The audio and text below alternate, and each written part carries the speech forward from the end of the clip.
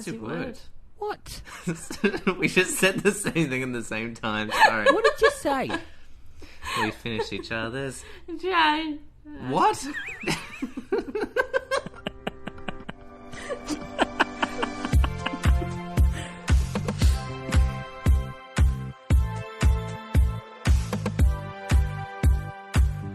Hello and welcome to Good for a Change. This is a podcast where we aim to combat the awful everyday news you hear with stories that will make you smile. My name is Jarrod, and with me, currently mouthing along with me, but not doing a very good job, is Hollie. Hello, Hollie. And also with me, looking like the old man from Up because he's wearing his glasses, is Sean. Hello. Hello, can you see me behind those giant Coke bottle glasses? Let me get closer to you, young man. Hollie, can you get your grandfather out of here, please? No, I kid, you nerd. It's not often I get to bully someone who has glasses, considering I wear glasses. It's fun. Yeah, it's weird that you guys are doing that. It's fun. I'm going to really just take advantage. Okay. Yeah. You're not even a true glasses wearer because you only wear them when you're on a computer. That's true. Unlike Hollie and I, who are blind all the time. Oh, yeah. A real party. Anyway, let's not talk about bullying in glasses because it's a good news podcast. Yeah, I have some very exciting good news to talk about. You'll remember last week we spoke about how we could possibly get into the Olympics. Yes. I've got the solution. Excellent. Is it tickets to the Olympics? It is tickets to the Olympics. That's it. We're just going to check here. No, here is an avenue that we didn't think of. Oh. Torch relay. Okay. All right. Oh, isn't like carrying the torch? Yeah. Oh, I'm thinking, is that like an event? Yeah. Where it's like the relay? I'm like, because I can't run very well. Guys, have you ever seen an Olympics in your life? Yes. Yeah. Great. Well, Yeah. there's this thing, it's called the torch. What they do is That's that thing that's on fire all the time? and then they run it, it's called a torch relay. Oh, now I get you. Okay. My story this week is about the torch relay. Oh, I would hope so. Otherwise, why are we talking about it? My story this week is about dogs, so it's not.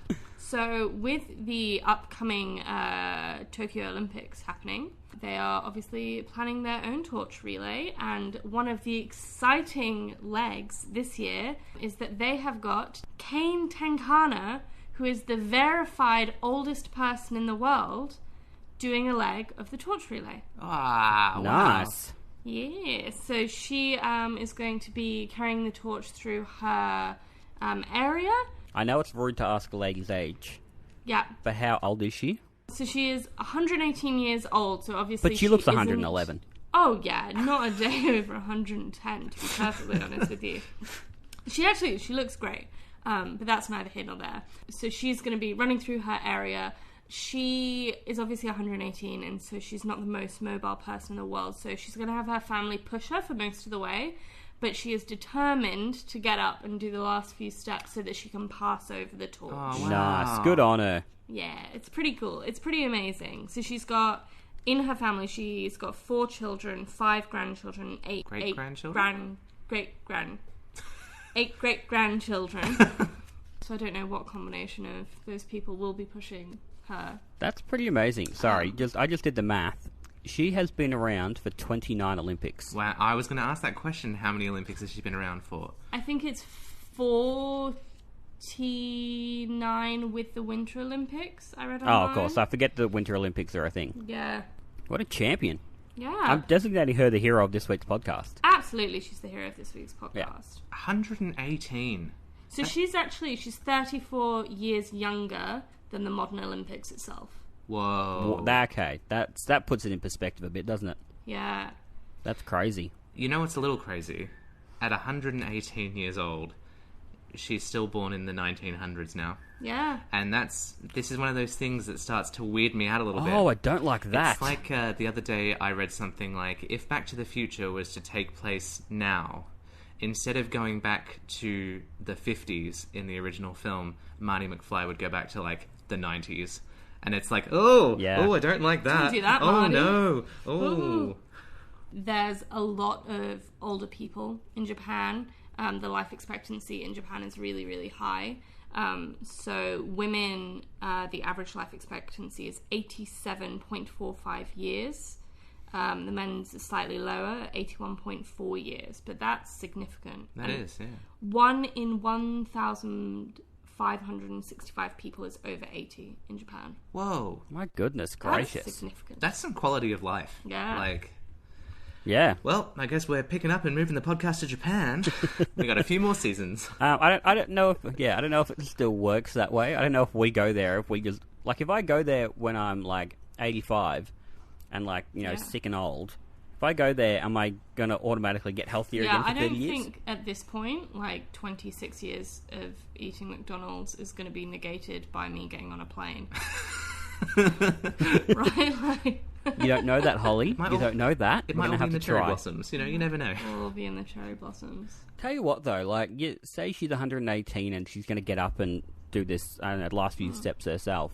It's funny, like, when you're younger, you have a preconceived notion of what it's like to be in your 90s and stuff like that, and you go, it's not a great quality of life. But then, I spent 3 months working in an old folks' home, and seeing a lot of these people who were, I think the oldest one there was about 103, and she had a walker, but she was up and walking around and do what she needs to do. And there was another guy who was like I think he was 99. He'd been in like World War II, and he was completely, like, you look at him and you'd think he was 60 by the way he was walking around. So yeah, I'm impressed and amazed that she's going to get up and do those last few steps herself. Good on you. What was her name? Kane. Good on you, Kane. Yeah, she sounds like a pretty, like, resilient woman. I can't wait. She's going to be the guest on next week's podcast. Give her a ring. She wants to be, so she's 118 now. The record for the oldest person to ever live is 122. Whoa. And that's her, like, goal. Yeah, nice. She wants to, like, beat that and be the oldest person to have ever lived. Wow. Wasn't there, like, I remember there was some story going around where someone was like, oh, yes, I'm 146 or something like that. And they're like, you're not. And I'm pretty sure they're like, no, I am, I definitely am. And they went and, like, did, like, some blood tests or something. They're like, you're in your, like, early 90s. Like, go away. Oh, bless. Well, Hollie, your story relates to something that happened last week. Yep. Well, last week I told you the story of some chickens who were hitting the town. Yeah. And there must be something in the water. Because today I want to tell you about some goats doing something very similar. It's basically the same story. If you want to just go back to last week and Sean and just put in the story and I'll just go, goats instead of chickens. It's the same thing. In a Welsh town, some goats have taken to the streets. Because of the lockdown, around 120 of these massive, fluffy, wild goats started wandering around the place due to the fact there was just no traffic. Oh. Originally, they started off pretty tame. They were like, oh, this is our field. We're going to stand on the road a bit. Oh, no one's doing anything. That's a horse, but just imagine. Oh, let's step into the town here. Oh, this is a nice little bush on the edge of town. Let's Cool. have a little num-num at that. But then they started to get a little more adventurous. Oh, no. And these days, they're often found on, like, the walls just around the town because they're, like, climbing goats. Have you ever seen a goat on a wall? It's hilarious. I have seen a goat on a wall, and you can too. Sean, if you'd like to tell them where they can get the visual elements of this podcast while I pull it up for you guys to look at. It's our Instagram page, Goat Wall. It's not. We don't have an Instagram page called Goat Wall. You can see all the visual elements of our podcast, including this goat on a wall, at Good for a Change Podcast on Instagram. Have a look at it and see a goat on a... Oh my goodness, I can now see the goats on the wall. So these are some goats on a wall. These are goats just hanging out on the road. Oh my goodness. They're everywhere. They are everywhere. They're also big-looking goats. They're massive. They're wild. They're fluffy. They've got those big horns. So they're on the wall, but they're also sleeping on the road. Oh, no. So cars are coming up and having a honk and wake these little dudes up. They're also eating local bushes and hedges. But recently, 15 of them were spotted in a car park trying to get into the local Primark store. Oh my goodness. There's 15 of them. They were like headbutting the glass. Primark's not open, my dudes. Well, do you know what? I think it's fair enough because Primark is the greatest store in the world. The goat. Oh, I'm so sad I didn't think of that joke first. Yeah, it's like the greatest store in the world. If you haven't been to Primark, get on a plane when you can just to go to Primark, because It is a wild time. it's in great. Primark. I have a lot of clothes from Primark from when I was in England. These same goats were the subject of a big event in the town recently, because one managed to get inside a local hotel. Oh dear. But not on the ground floor. He managed to get up the stairs and was on like the third or fourth floor, No. and was near impossible to Hero. catch. This is turning into an Alfred Hitchcock movie very, very fast. And for anyone that just needs a little bit more of a description of what these goats look like, very furry, and then horns that are massive. Like Yeah, they're big, like curvy ones. nightmare as well. horns. I'm Yeah, going to call them curve nightmare back. would horns. be what I would call them. Like this isn't a kind of like nice goat that you have in your backyard and it's eating your flowers. These goats are here on business. Yeah, they mean business. They're getting in that Primark. I wouldn't be surprised if this town, if all the population have to move out and it just becomes a Goat town land. overrun A by goat goats. town. Yeah. A goat town. Thank you. Thank you very much. And they're wild as well. So it's not like you can just go up to them with like a bit of lettuce and be like, "Come on, little goaty goat, follow me down here," because they're going to be like, "Nah, I'm getting into Primark, mate." I need raw meat. Brains. Yeah, look, are you not a goat fan, Sean? I'm not a goat fan when they have horns like that. I don't think anyone's really a goat fan. I mean, baby goats. Big fan of baby goats. I got kicked by a goat once. That's a goatily awesome story, Jarrod. I'm a bit concerned with all these stories of animals getting into buildings and whatnot. I'm starting to wonder if, like, the big result of this global pandemic is that animals are just taking over. And that gives me some concerns. We all know my concerns about birds. I have less concerns about other animals. Those goats look like they meant business, and I'm worried about what other animals might be trying to invade my house. Well, I'm coming to visit shortly. So do you want me to, like, smuggle a goat into my luggage and Definitely have it not. in your house? I know one. He really doesn't like me. He likes to punch me. But I can get one. Okay, so then, all right, aside from a cat, dog, a normal domesticated animal, what animal would you like to live with, Sean? I could probably stretch to a duck. Okay. I know that's... Ducks are vicious, though. No, they're not. Geese are vicious. Ducks, Nah. nice. Ducks are nice. Yeah, duck's cute. I don't I saw know. a I've seen Donald Duck get pretty angry. I saw a video the other day, and it was when you send your husband into the shop to buy one thing, and he's like loading up the boot of the car, and then he hops in the front, and he's like, "I bought a duck," and she's sort of like, "What?" And then he opens this like what looks like a Happy Meal Yeah. box, and in the Happy Meal box is a little baby duck, baby duck. and it's like, ooh. And that's the life I want. Just, what, to be the duck or to open a Happy Meal box and have a duck in it? The second half. I mean, maybe I can do Maybe. that. I mean, you do. I mean, you have very duck energy, I think. Yeah, erratic and small. Well, I'm concerned about all these animals potentially invading places and breaking in to my house. And on those lines, my story this week is about a burglary that's been solved. And it wasn't an animal. But this is a 9-year-old burglary that has been solved in Germany thanks to a half-eaten sausage. Basically, 9 years ago, during a robbery in Germany, the culprit decided, for some unknown reason, to eat half of a sausage that the owner of the house had left out, or something, I guess. They're not entirely sure why this person did it, but they had a nibble on the sausage, decided not to eat it all, and left it out. When the police came in to investigate the robbery, obviously they burgled other things at the same time, they were examining the house, and they came across the sausage, and the owner was like, "Well, I definitely have not eaten any of the sausage yet. I have big recollections of not eating this sausage, so I think this burglar has eaten the sausage." Imagine being a serious, like, crime scene investigation. Like, I think the sausage is linked. But I didn't eat the sausage. I have massive recollections of not eating the sausage. Like, he sat there and went, "I'm not going to eat the sausage. I will imprint that on my brain. I am not eating the sausage." I mean, I was saving it for Sunday. Anyway, so the police have investigated this sausage, and they've managed to pull the DNA of this burglar off the sausage. So they put the sausage DNA on file, and it became a cold case. There was no links. Cold case. There was no DNA match in the system, and it went by, and they never solved the crime.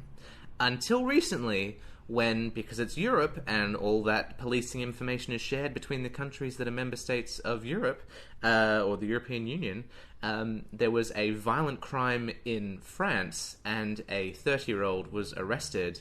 And when they tested the DNA, it turned out that was the same person that was responsible for the sausage burglary 9 years earlier. My goodness. Ooh. Bum, bum, bum. Did they get his DNA off, like, a half-eaten sausage roll? I don't know. Imagine getting to be the policeman or woman, the police person, who told him, like, guess what? Guess how we caught you? Let me tell you how we caught you today, my friend. Half-eaten sausage. It's the sausage you ate when you were 21, you idiot. Unfortunately, they can't actually prosecute the burglar because the statute of limitations has expired. Oh, no. So even though they've managed to catch the burglar because of the sausage DNA, unfortunately they will not be going to prison. Well, not for that crime anyway. Sausage-related crime statute of limitations is very low. Yeah. The thing about me is that, like, if I was gonna look, I'm not gonna burgle a house. Good. Off the bat. I'm gonna make the broad statement there. I'm not gonna burgle a house, right? But if I was to burgle a house and be like, I'm probably gonna eat that sausage, would you not just finish the sausage? At least put it in your pocket. You've already burgled the house. You're halfway through the sausage. Just commit to it. Yeah. At least put it in your pocket. Or you think to yourself, hey, DNA's a big thing. I should probably finish that off. Otherwise, someone's going to find me in 9 years. What? I mean, I've watched enough Joe Kender to know that they can find your DNA on anything. Yeah. So. On anything. Don't leave half a sausage. Well, I'm glad we've learned something from today's episode of the podcast, which is... If you're going to do a crime, don't... Commit to the full sausage. Commit to the full sausage. This week's episode of the show is brought to you by Primark Crafts and their downloadable activity packs. Keep your family entertained with these adorable hand-drawn activity packs that you can download straight from Etsy, print out, and play. There's a variety of different activities that you can download that are suitable for all ages. So head over to Primark Crafts on Etsy or get a preview of their work on Instagram at Primark Crafts. Hey, Hollie. Yes, Jarrod? Can you tell me something? I can try. What's good in your life? Oh, what's good in my life? So, we have recently, through circumstances beyond our control, had to restart our Animal Crossing island. Yes, you have. And let me tell you what, I am having the time of my life. Well, that's good. Yeah. So, this was not the plan for me. I had, and I don't mean to be dramatic, an extremely good Animal Crossing island. Vouch for me, Sean? Yes. Thank you so much. And starting again has been quite difficult because for those who don't play the game, you get an island and it's blank, and then through a series of activities you get things to make the island better. And it does start pretty slow. Oh, yeah. Real slow. First day, why even bother? Like, they're expecting you to get the game in the day, play for an hour at night, go to bed. That's not what I was there for.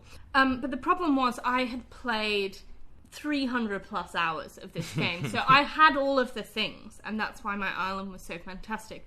So coming back into it it's been a learning curve of how much I can cheat the system. Which is a lot, apparently. Yeah, we've had a lot of visitors to the island delivering goods. Yeah. Smuggling it across the border of the I've come in. You guys have come to my island to buy some stuff. Yeah. With what happened to you guys and, the reason you have to restart your island, I told a couple of people about that. And, a girl I work with was, devastated. She goes, does she want to come to my island? I've got a bunch of stuff. She can have whatever she wants from mine. And I was like, no, I think she's got it. But, the outpouring of just, love and empathy and support just because of Animal Crossing was massive. It's genuinely been a little overwhelming. Yeah. We were, explaining it to friends. We were our Switch got stolen. That's what happened. Our Nintendo Switch got stolen from us, so we lost everything. And we were explaining it to someone why that was so devastating. And it's obviously devastating to have anything stolen from you. That's not a pleasant experience in the slightest. But we were so upset about Animal Crossing because this past year, Animal Crossing, and I'm sure it's the case for many, many people worldwide, has been such a wonderful element of our lives and brought us peace and joy in a time that's been... Well, it's very relaxing. Yeah, and we've celebrated people's birthdays on there, we've celebrated New Year's on there, we celebrated with friends from around the world on there, we do... You know, it's like one of our key ways of catching up with people that we can't see right now. And that's a very strange thing. And then to lose that all of a sudden is like, oh, that's actually pretty tough. Yeah, no, it's awful. But yeah, I've just been amazed at how much, like, I know Hollie, your mum was like really like, right, this is all the stuff I've got you can have.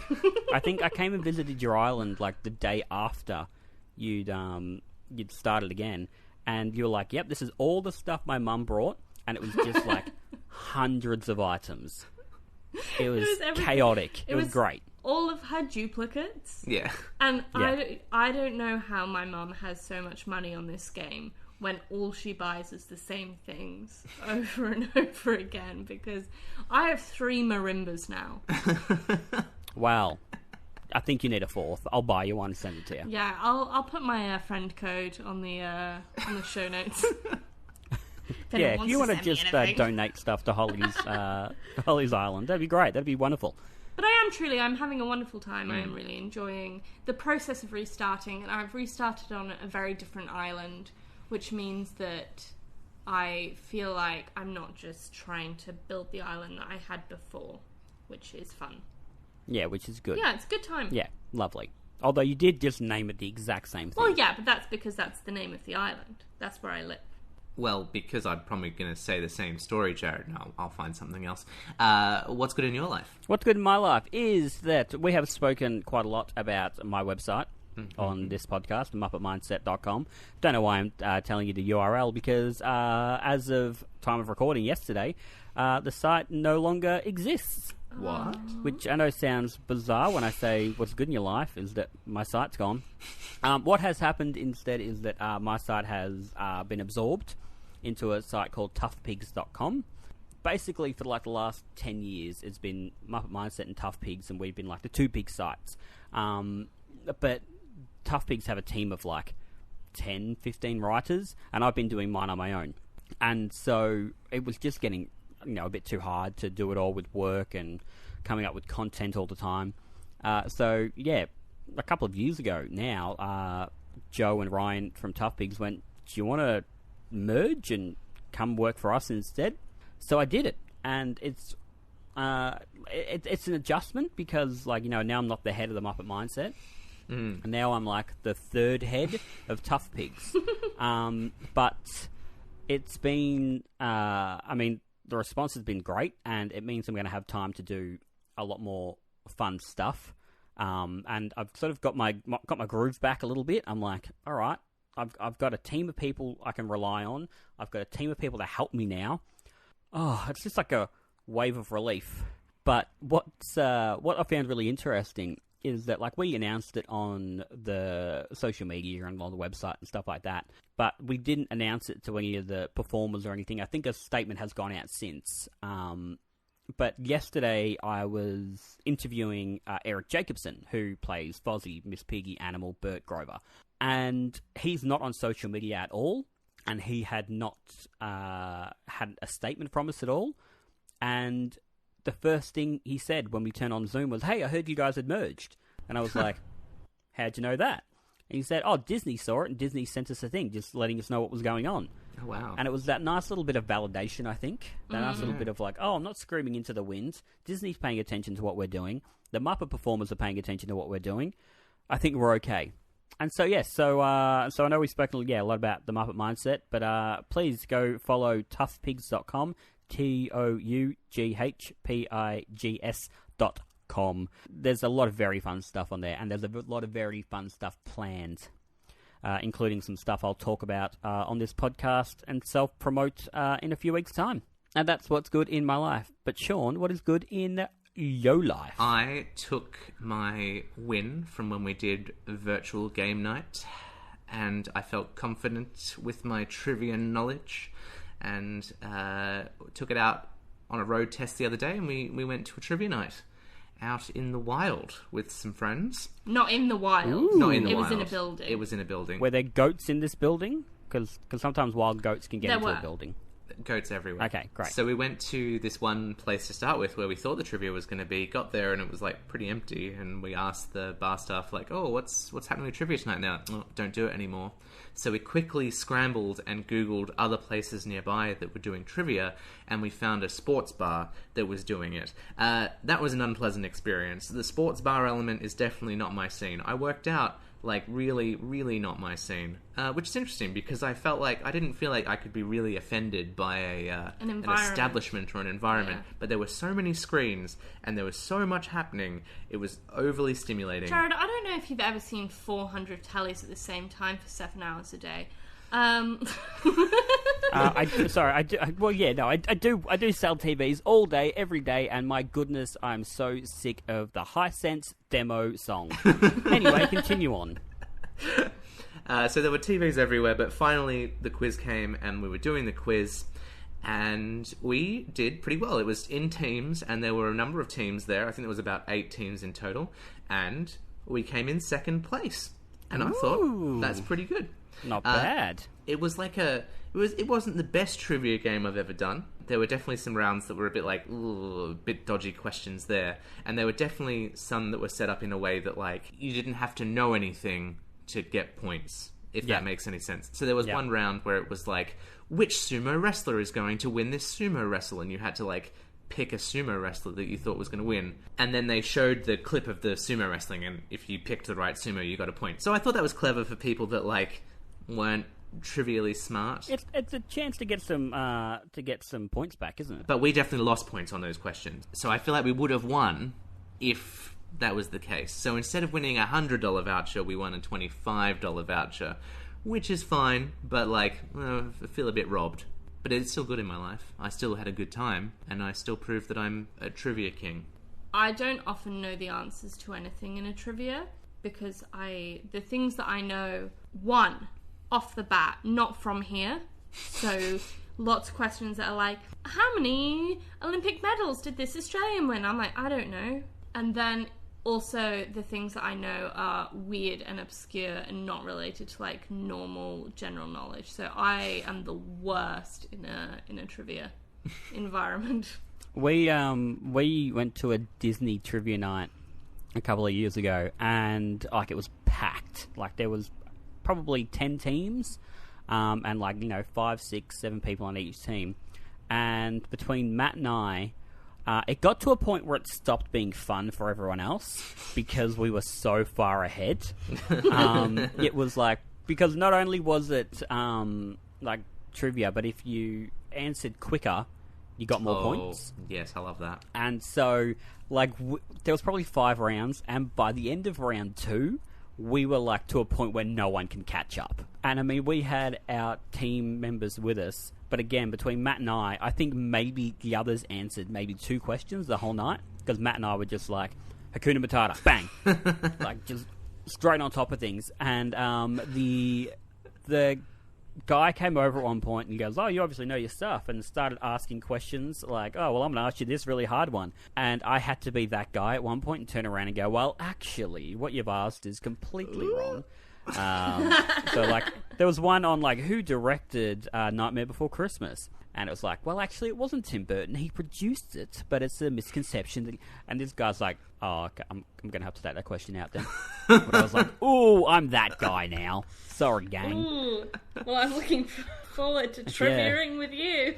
Oh, yeah. No, there was another one where at a local local cricket club, we went and there was a question on when the Muppets were first on television, and the answer that they had was Sesame Street. Nope. Incorrect. It was actually called Sam and Friends. But I did mention it to the quizmaster.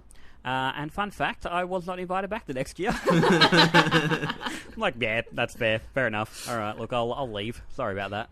We did notice that as the night went on, a number of groups left. Yeah. So if they were definitely on the tail end of the quiz, they left. So we got about 30-something points in the end from however many rounds there were. There was one team that had about 8 points at the end of the game, and they were not there at the end of the game anymore. Which was kind of good because I felt like our chances of winning were getting higher with every table that evacuated the building. Was it just the two of you on your table, or did you have some friends? No, we had some friends as well. Surprisingly. So we had a good little team, and it was good. It was a good mixture of knowledges there that helped us get to second place. Congratulations. Thank you.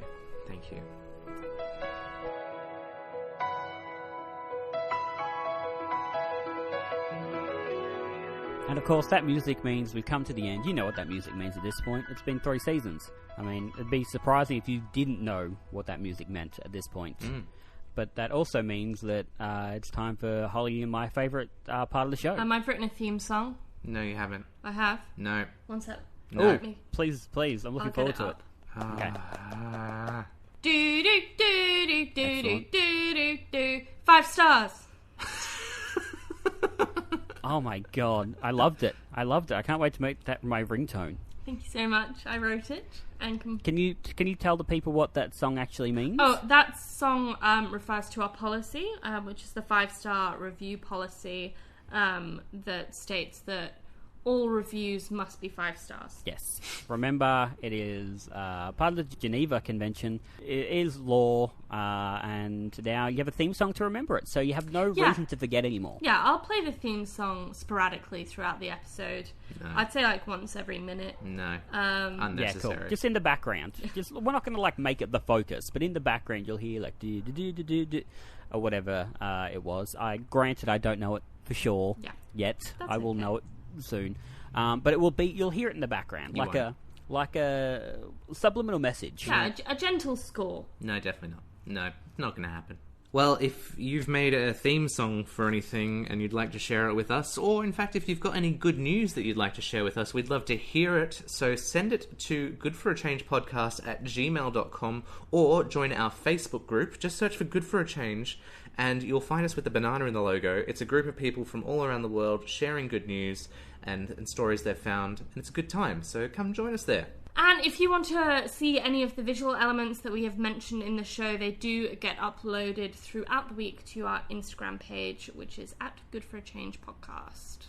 Don't forget to give our supporters some love. That way we can keep the podcast on air. And if you'd like to sponsor an episode, get in touch with us. We'd love to have you. Well, I'm very much looking forward to next week's episode because we'll be in a room together, gang. Yay! Ooh, so look forward to that, everybody. But until then, thank you very much, Hollie. Thank you, Jarrod. Thank you very much, Sean. You're welcome. Thank you very much, Jarrod. You're welcome. Until next time, Goodbye. goodbye.